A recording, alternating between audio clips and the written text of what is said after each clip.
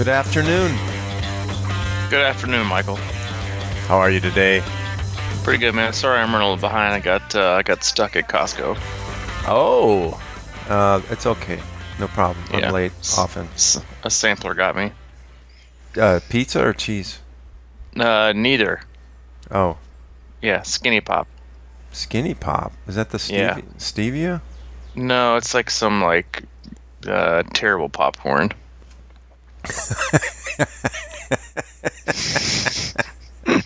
I avoid this one particular guy. I mean, I avoid the samples anyway, but he you can hear him from literally across Costco, and he just yells out "tasty, tasty" no matter what he's selling, and he always seems to get. So finally today I just caved, and I was like, just give me a couple kernels. And it's hard to get away from those people because then they're super chatty and they want you to buy it, and I just have no interest. So I had to break the news to him and say, no, I'm not buying any of your Skinny Pop. Well, you have some interest, or else you wouldn't have went over there.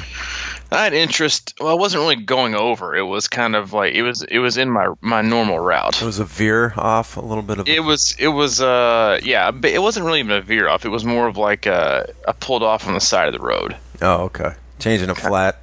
Yeah, pretty much. I kind of changed a flat, like a rest stop on the trace. Oh, all right. Yeah. A little refuel with some Skinny Pop.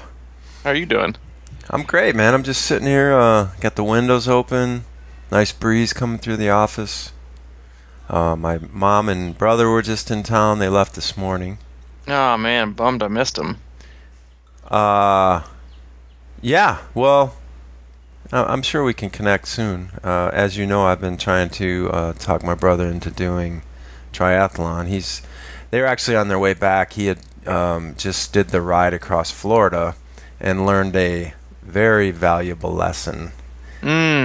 Was it chamois cream or a training lesson? Well, I think training mainly. He learned the lesson of going from, 40, 50 degrees in Wisconsin and probably being a little undertrained, going to 70, 80 degree sunshine in Florida and riding. Oof. So he actually was, I think, 160 miles. I think he got about 110 into it, and he said he just couldn't keep up anymore. And he didn't. I guess the roads down there are long and straight. You can see forever. And he couldn't. He was pace lining a lot, and he said he was going a little too hard probably, but he felt pretty good, and then all of a sudden he hit it. So I think honestly that it was dehydrated. I think I'm sure, and he confessed that he probably wasn't drinking nearly enough water. I mean, and yeah, he obviously hasn't been listening to the podcast because we've been pretty much talking about hydration here the last 3 weeks. Yeah, well, and he said he had a blast though because he rarely gets to pace line, and I reminded him of when the first time you hooked me up in a pace line, and it really is a lot more enjoyable to ride like that. Oh yeah, it is. It makes time fly. Time flies. You're engaged, and that's what he said. Is he thinks that he was so engaged in that whole thing that he just kept forgetting to drink, and it was sort of like you're in the middle of an 8-pack going 22, 23 miles an hour, and you're tight on the wheel, and you're not used to that. I mean, I suppose that becomes it's a normal thing that people are a little uncomfortable maybe to drink water when they're tight in on both wheels like that. If you're not used to that, maneuver. You can get too caught up in the moment sometimes. Yeah. So he's anxious to start learning and get back to the thing. So I've been trying to talk him into doing Ironman 70.3 Racine. And, he's got the cycling part. So it's just the other two that can we, get that in gear before. Did he even take any nibbles? Did he bite at all? Or did he just not even come close to being interested? Biting a little bit. And he took my old wetsuit home with him. So whether or not that ever sees the Lake Michigan waters, we'll find out. But yeah, he lives right on the lake, so I think it'd be great. I mean, all that lake now though is super cold at this time of year. It's cold in the summer, Yeah. I mean, it's a wetsuit race in July. Usually. Yeah. No, that's true. I always forget that. Always pretty rough too. So, well, yeah, that's awesome. Hopefully he if he doesn't pick up that, he picks up something else. Yeah, well, get it going. Meh. So, I mean, he knows what it's like in his mind to be a successful triathlete. Is that the podcast today, or not? Yeah, I figure we do. Well, yeah, I was thinking about, just from the conversation I had earlier this week that I emailed you on with Matt Fitzgerald, and it kind of got me thinking about successful characteristics of or what makes, what characteristics really are at the core make, this probably goes beyond triathlon, but just successful people in general. Oh yeah.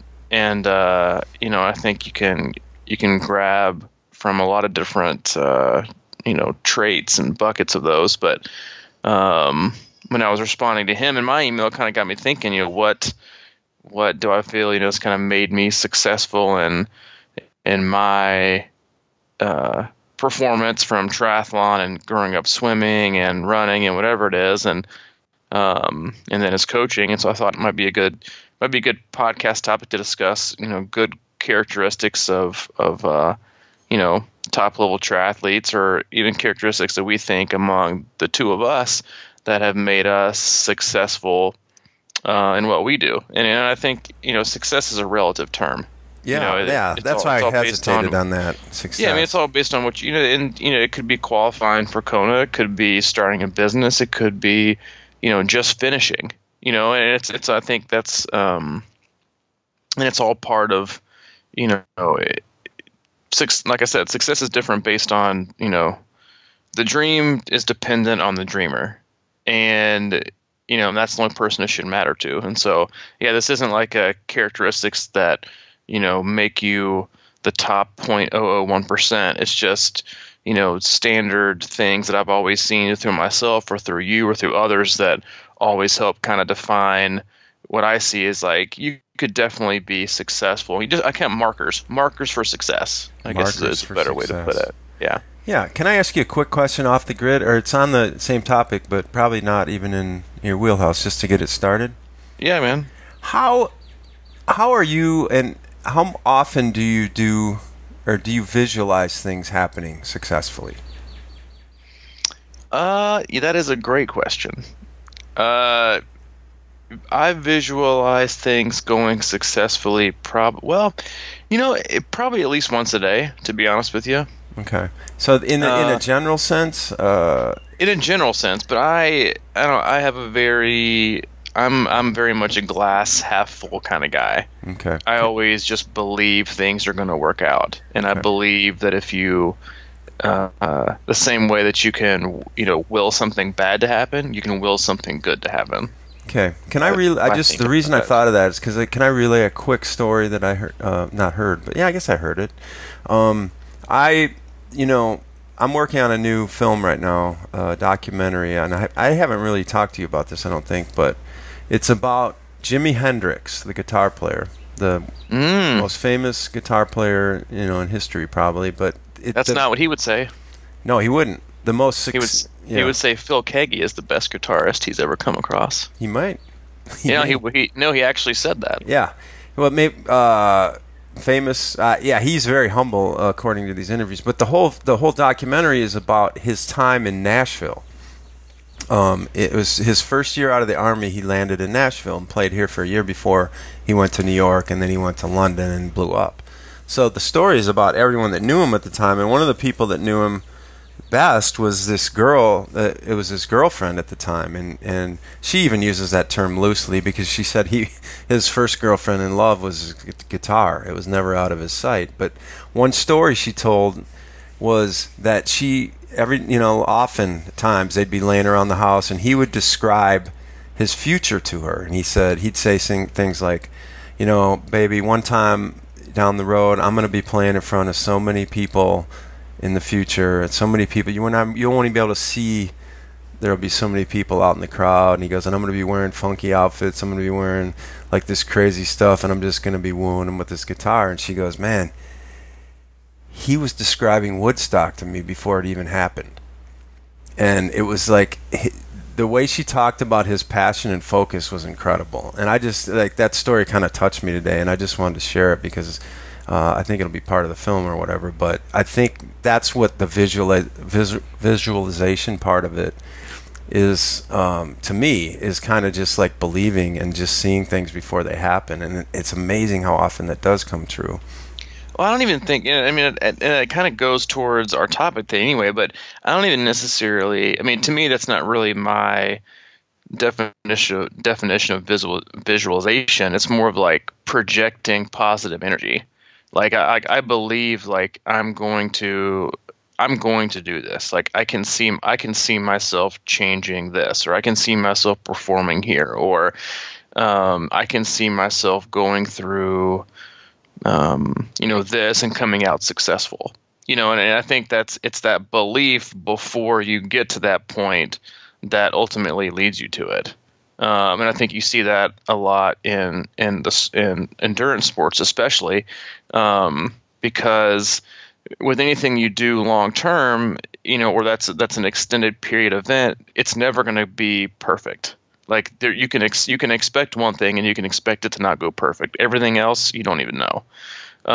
But like you said, projecting yourself to come out of a situation or a circumstance in a positive light, and seeing yourself be successful, amidst some kind of obstacle, I think ultimately, can prepare you for it before it even happens. Doing it mentally and emotionally before it even happens physically. And I do that a little bit now when I'm preparing myself for Leadville. Is I read a lot of the worst possible stories about people's experiences. Okay. And what the altitude does to people. You're going to want to lie down, and that's okay. You're going to feel like your heart's going to beat out of your chest and you can barely breathe, and that's okay. And like all the worst case scenario circumstances that all these people have DNF'd, and like I'm trying to like prepare myself. All right, what am I going to do in this situation? What are you going to do with this? And I read another article, I think earlier this week actually, that talked about it was talking about the importance of your crew. I was going to say, did these things happen to pacers? Not really. Okay. Because you're not out there a long period of time. But but to do an event like that, they recommend like you have to have a conversation. Like when they recommend part of your crew be of like a medical background, it's like to have like to be able to tell you that you can keep going even when it's really bad, or pull the plug for safety reasons. It's a serious conversation to have, and it's kind of one of those things like. I'm preparing myself that I understand that it's going to be, at some point it's going to be probably terrifying and incredibly uncomfortable and somewhat scary, from at a physical standpoint, but that it can pass. And then I remind myself of other circumstances I've gone through and come out on top and feel like as long as I can, use those same principles in the race, then I'll be okay. And so then that was what I talked about earlier this week when I was running with Matt Fitzgerald, who will be on the podcast next week, and got me thinking about, what makes people successful. And, I thought dedication, motivation, all the easy ones that you think about. But then I thought deeper, and I was like, everybody can consider themselves dedicated and motivated. But in my experience, I found that, at least for me, some of the most successful athletes that I've ever worked with had a great deal of perspective about where their event and where their sport that they really loved fit into their life. And they never seemed too stressed about performance. Or not performance. They were never too stressed about the result before it happened. They didn't, and you see a lot of that. You see a lot of people obsess about times before they happen. They're very much, they're okay with monotony, and they just have a good perspective of this is, I guess it's a perspective and appreciation, I guess is a better way to put it, of what they're able to do and the opportunity. Because I think a lot of times we lose sight of the opportunity that we've been given to even participate in a sport and have the physical ability to even attempt something like a triathlon, or a lot of people, we get emails all the time of people who do sprints in Olympics and like, oh, well, you probably don't think that's that big of a deal, because of where you are. I'll speak for me, but I think I remember the first sprint or Olympic I did, I was more nervous than when I did my first Ironman.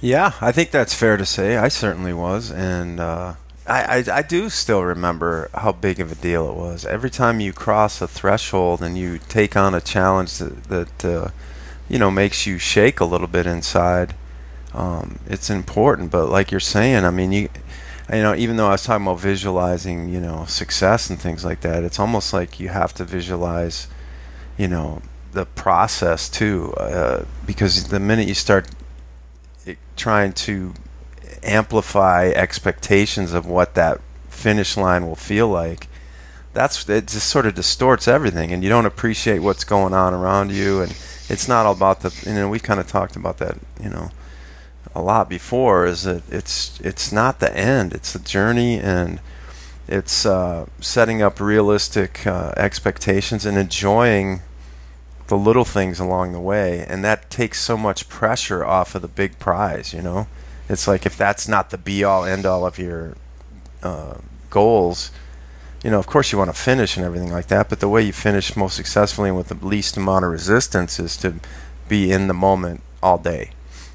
Yeah, exactly. I mean, it gives you, that sense of mindfulness that we talk about. But again, I think it's just that appreciation, right, for what you do. And I actually had this conversation with an athlete yesterday, and we've talked about this before. But it's the most successful athletes, and this goes to recovery. We talked about that 2 weeks ago. Is they very easily show themselves grace.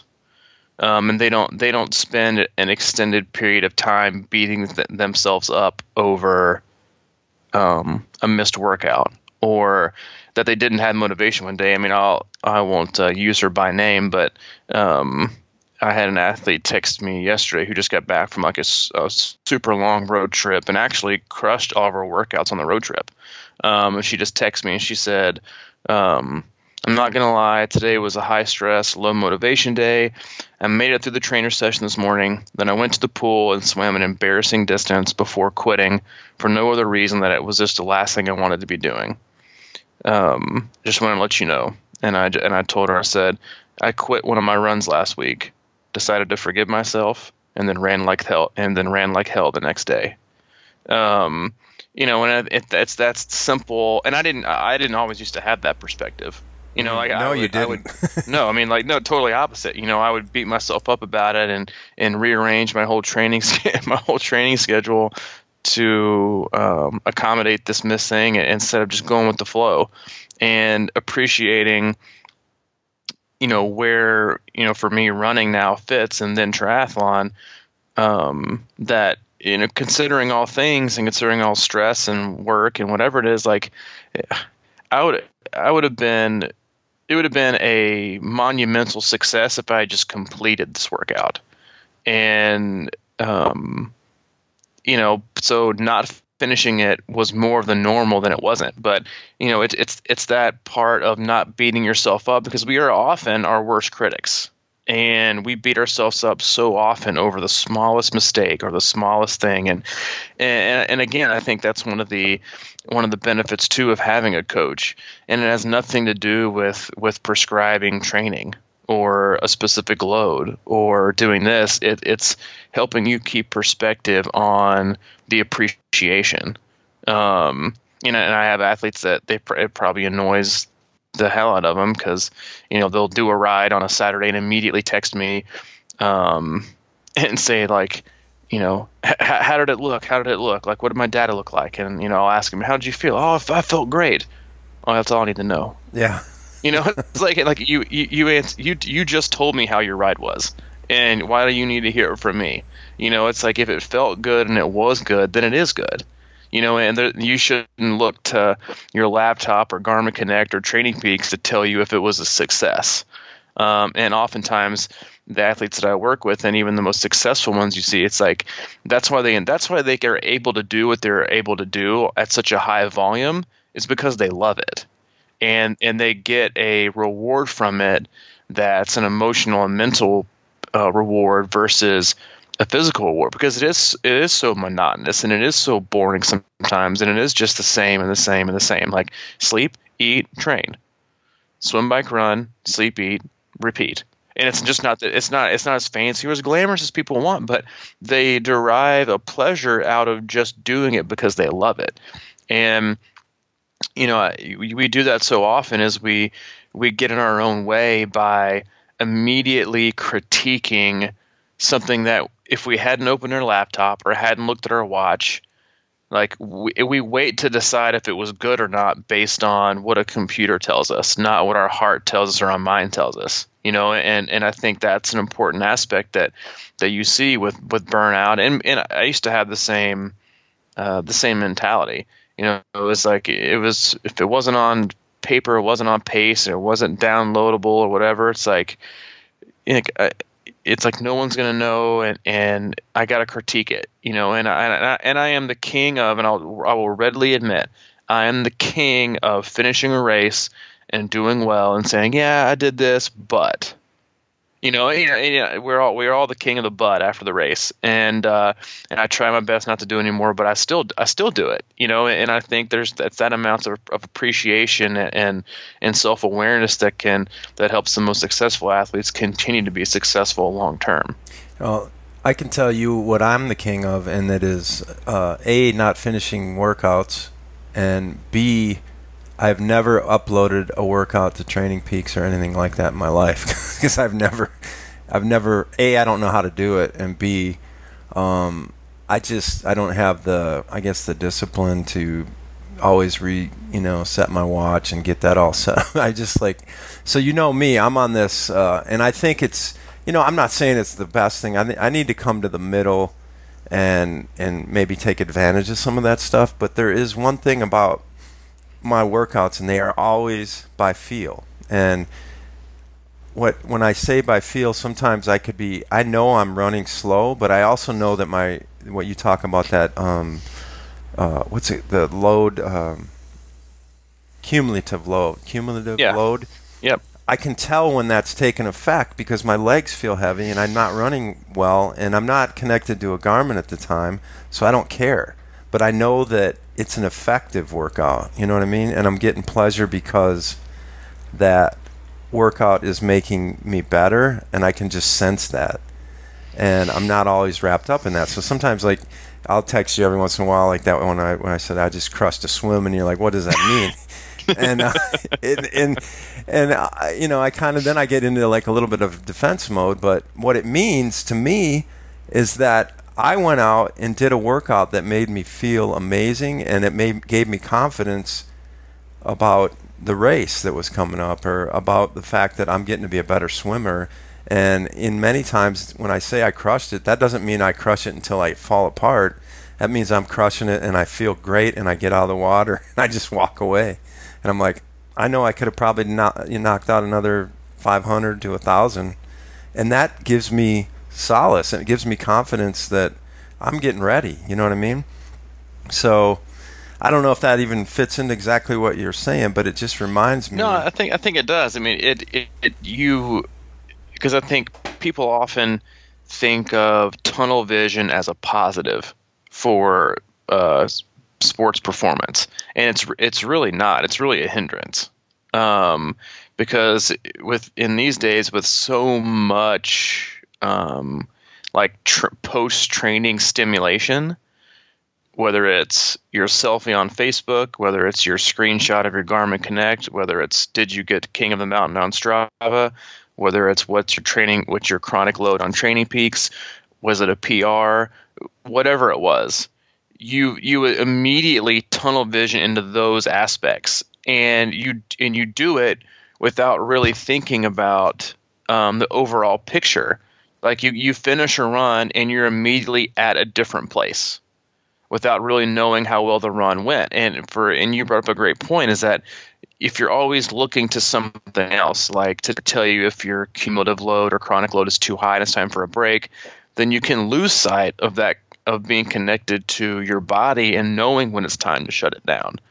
And that's also, a point when having, that instead of having tunnel vision, having that big picture mentality does good, not just in the short term, but also obviously in the long term, is knowing what the big picture is and accepting the days as they come, and then that you can make decisions based on something you can't see but you want, versus something that you can see and it might just be a bad decision, like choosing to work out one day and not doing it. And so I think tunnel vision is a bad thing, actually, contrary to what people would say. But no, I think what you said is a good point. It's understanding who you are and what you are, and not trying to kind of fit yourself into a mold that you definitely wouldn't fit, at least for a long period of time.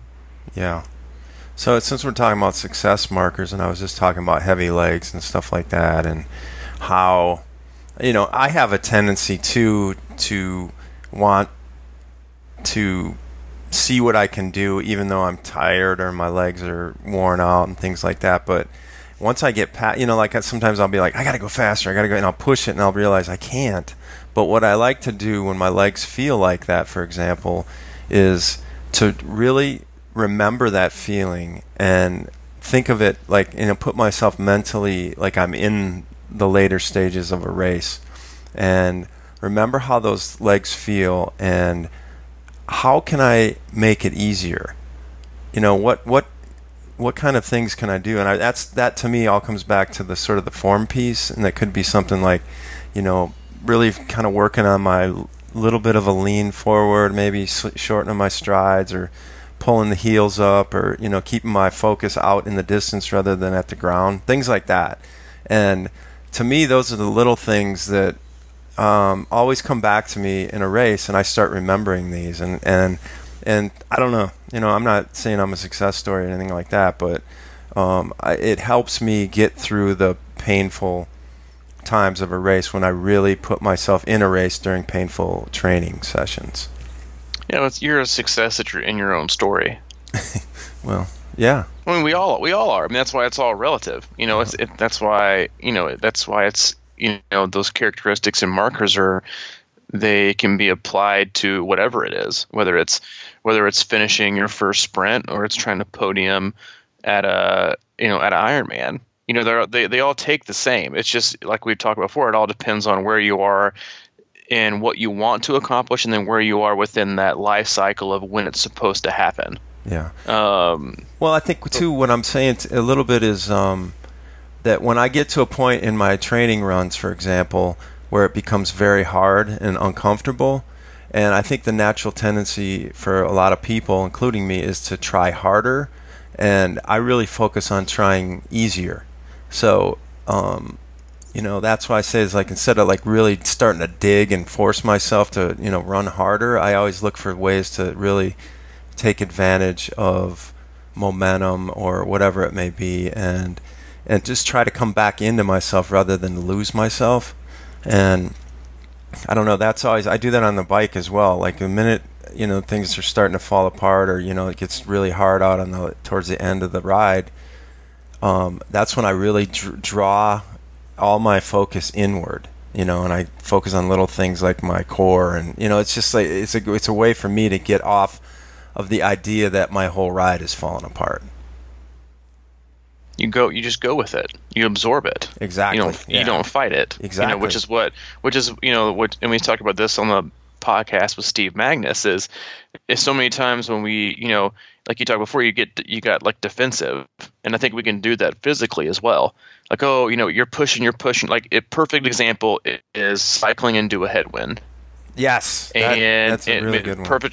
Perfect example. And people will they'll want to keep their speed, and they won't even worry about their power. But where you are is, it just it is what it is. And the more you fight it, the more resistance you put on it, the worse it's going to get.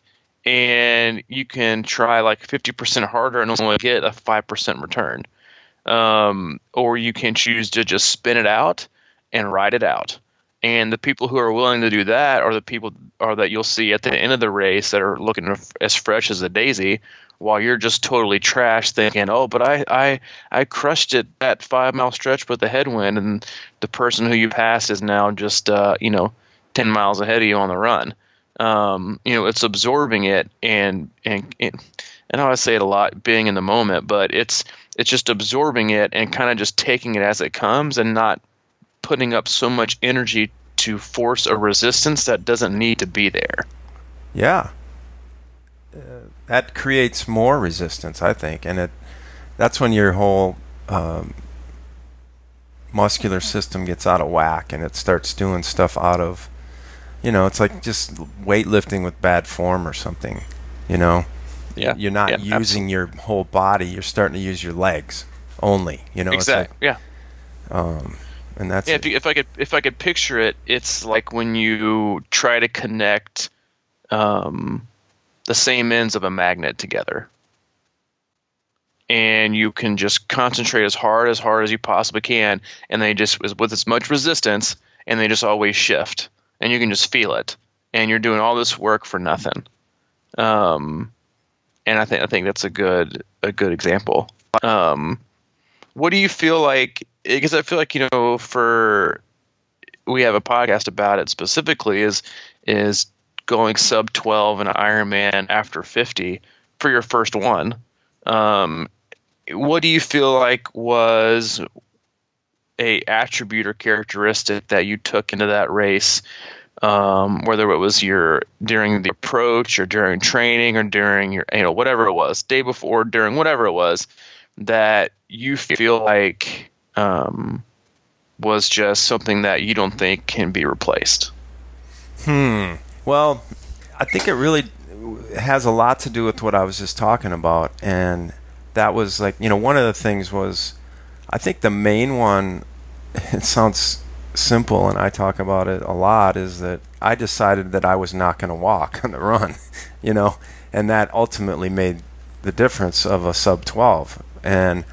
But the motion and staying within myself, and you talked about patience a lot with me, and although I wasn't like overly patient, I was pushing the edge because I knew what I wanted to do, and I could have been a lot more patient and probably made it a lot easier, but I flirted with that cliff a lot on the bike, and I rode hard, but I didn't ride too hard, and I just went by feel, man, and I would always just come back in. I always come into that box, especially, and I don't know if this is thankfully because I have a nice mountain bike history, where I would, there are so many times when you're mountain biking, especially on tough hills when you're climbing, that you just can't stop or you'll fall, so I got used to that spinning concept where you just keep spinning, and that's sort of the same mentality that I took into the run, is that I just kept spinning my legs, I kept picking them up,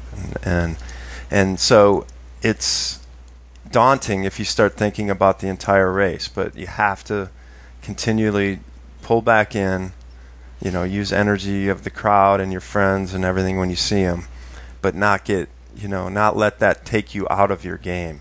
And to me, I think that was probably my biggest asset that day, is that I was just internally focused on getting to the end and not letting my body or mind drift too far out of what I was doing in that exact, rotation.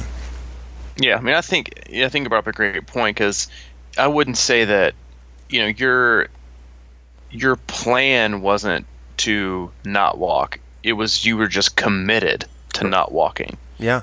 Because, in a race like that, you always have to be willing to change your plan. But that didn't really fall into, any kind of a planned deviation. It was, I'm just committed. I'm going in with the commitment to not walk, or you could have different commitments. Like, I'm going to make a commitment to not go over a certain power threshold on the bike, because I know it's going to be a detriment. I'm going to commit to, whatever it is, running my slowest 3 miles of the marathon for they're going to be my first 3, not my last 3, and it's those small little tangible, goals and small little things you can commit to that I think really do make a huge difference. Yeah. I kind of had something the same for myself when I did Swim the Suck, because I had so many variables and I had so many. It was a total unknown. 10-mile swim. 10-mile swim on like little to no training for that distance. I did have a great base, but it just wasn't. Yeah, you had to have. Yeah, I mean, I was just coming off Louisville, but I mean, it was, I hadn't swam over 3 miles and I was about to do 10. And my only, commitment was to start at the back and stay at the back, for the first 2 or 3 miles. And that's what saved my race. I ended up passing people, but it was committing to a specific approach. It wasn't a time. It wasn't, whatever. It was just mentally, I'm going to commit to, this specifically, and I'm not going to deviate, from it, because it wasn't time based and it wasn't, overall based or whatever. It was just, it was just a mental thing that I knew I had to do. Yeah, that's just an incredible feat. Actually, it'll be cool to go back this coming year. I'm gonna kayak for Blake, and because he always asks me if I remember, like, how was it? Was it pretty? And I was like, well, yeah, I think I saw some like pictures that looked kind of pretty. Yeah, but dude, my head was in the water, the whole time. I have no idea. And then once I got to a certain point, it was just straight up incredibly painful, and I just kind of kept my head down and would try to catch each swimmer as they passed. But yeah, definitely a cool experience. I'd recommend it to anyone. Well, and I'd just like to add one little thing to what I was just talking about being focused and always in that box, and that just reminded me, because I do think too that it is important to kind of look up and soak it all in. You know what I mean? I think there's energy in that. And I remember even on that swim that day, I remember, I breathed to my right, so I got to look up at the helix, and I was just marveling at how many people are up there. And it's just I don't think you can just focus for 12 hours. You know what I mean? That's like an intense mental exercise. So I think it's kind of one of these things where you go out and you come back, and you go out and you come back. You kind of look around and soak it in a little bit and enjoy the atmosphere and environment, use that energy, but you got to pull it back in, especially during the tougher times, I don't know. There's a balance there. I can't really explain it, but that's sort of how I look at it. Some of my better swims, I've been really enchanted by the landscape, Yeah. No, I mean, it's a huge part of it. I mean, that's one of the reasons I'm like so pumped about Leadville, is that I know without a shadow of a doubt I'll be able to absorb and experience and notice, my surroundings, and soak them all in, whether it's for, 22 hours, 25 hours, or, 30 hours or over, whatever it is, it's just a totally different feeling. Cause I even say, like, when people, ask me, like, oh, I'm like, I don't even like feel comfortable saying I'm doing Leadville, because I don't even know if I'll finish. I'll say I'm going to attempt to do it, because I just haven't done anything for such a long period of. I don't even know when the last time I like had like I don't know, probably like a healthy fear of a healthy fear of a race. But I definitely have one for this one, a good one, which I think has behooved me well so far in my preparations. Well, that's good. What happened to your mic right there? Oh man, I pulled it off on a doorknob. Oh.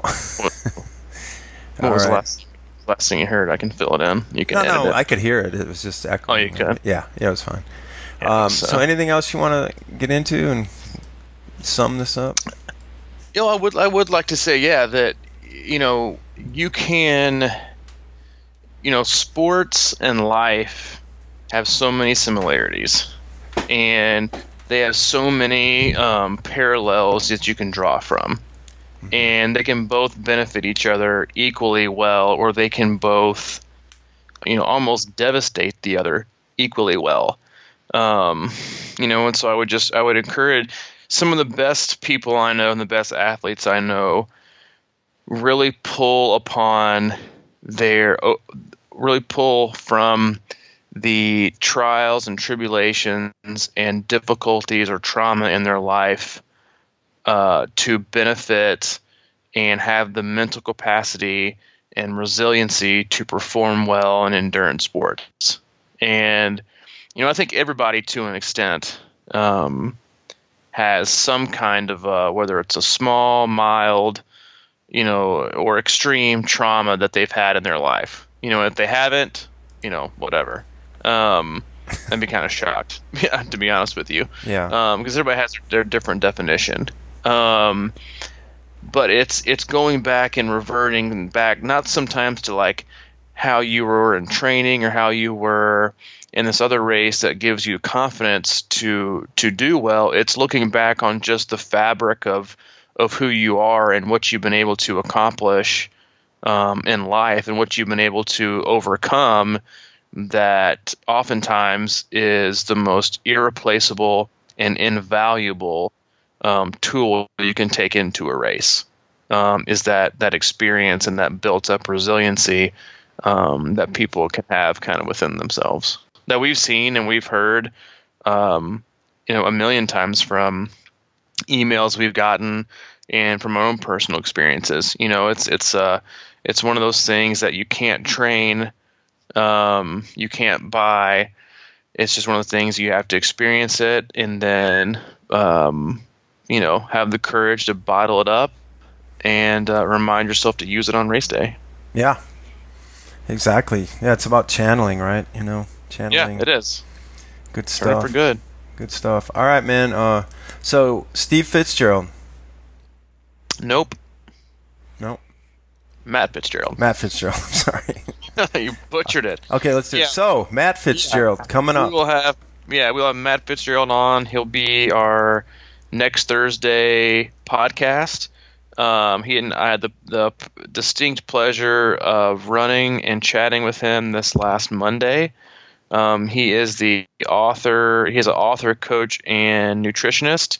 If you're listening to this podcast, you have probably heard of a lot of his books. He has written The Endurance Diet, 80-20 Running, Diet Cults, Iron War, Race Weight, Iron War, 50-50, Dean Karnazes' book. I mean, he's written a ton of really, really great books. I mean, I think I read Race Weight, back in like 2010.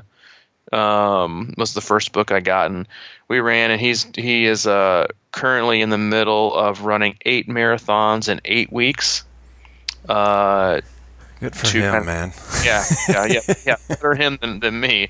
And he's writing a book he's going to talk about when we have him on next week, among other things. So yeah, very, very excited to have him on. An incredibly intelligent guy. I was thinking about this as I rushed back from Costco. It was like, if you would have told me when you and I started this podcast back in like September or October, whenever it was, that we'd like have the opportunity to talk to people like Steve Magnus and Matt Fitzgerald and Brad Stolberg and, get all these emails, I'd have told you were nuts. Well, I am nuts anyway. Then guess what? Right? Rich Roll's just around the corner. He doesn't know it yet, but he doesn't. But none of them do until we get them. And but no, it's been awesome, and I've learned so much from doing this that it has been invaluable to me. And I enjoy all the emails. Don't be afraid to email us. I know a lot of people are. I will 100% respond, no matter the length of the email or the question. So it's true. I can attest to that. Yeah, I do give outstanding customer service. You're one of the best. I am one of the best. must have learned that at Costco. I did. I learned it from old Tasty, the skinny pop guy. All right, well, let's wrap it up. Sounds good, man. All right, and I think we're going to have an age grouper on for the next podcast, actually. So Sunday? Sweet. Yeah, Sunday it is. Hopefully it's going to work out, but that's the plan. And just so I know. Matt Fitzgerald. Yeah, Steve's cousin. Sorry. Come on, man. I'm just distracted, man. I know, man. You're going by feel. I get it. Going by feel. All right. All right, man. I'll talk to you later. All right, thanks.